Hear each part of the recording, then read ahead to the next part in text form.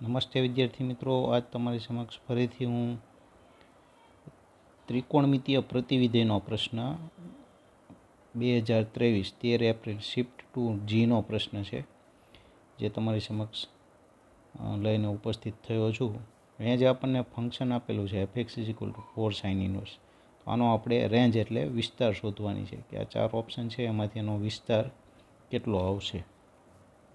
એની ગણતરી જોઈએ. હવે આપણને જે વિધેય આપેલું છે fx = 4 sin ઇન્વર્સ x² + 1, તો આ જે ભાગ છે x² + 1 એમાં અહીંયા અંશમાં આપણે 1 ઉમેરી અને બાદ કરી દઈએ.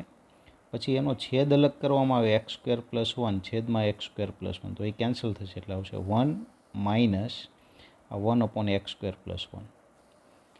હવે તમે મિત્રો જાણો છો કે ભાઈ x² + 1 લેવામાં આવે તો એ કિંમત 0 થી 1 ની વચ્ચે આવે છે. દાખલા તરીકે તમે x = 5 લો, 5 નો વર્ગ 25 થશે, 25 + 1 એટલે 26 થશે. 25 / 26 કરો, છેદ મોટો થાય, છેદ મોટો હોય જવાબ 1 કરતાં નાનો આવે અને 0 અથવા 0 કરતાં મોટો આવી શકે. તો હવે આ જે વિધેય છે એની બંને બાજુ આપણે સાઇન ઇન્વર્સ લગાડીએ. મૂળ ત્રણેય અહીંયા સાઇન ઇન્વર્સ લગાડો તો સાઇન ઇન્વર્સ 0, સાઇન ઇન્વર્સ અને અહીંયા સાઇન ઇન્વર્સ 1. તો સાઇન ઇન્વર્સ 0ની કિંમત છે 0.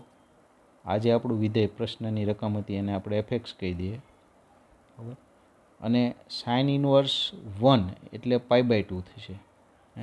π/2 એ 2π કરતાં નાના કહેવાય. આપણે ઓપ્શન જે આપેલા છે એ પ્રમાણે વિચારીએ તો π/2 2π કરતાં નાના કહેવાય.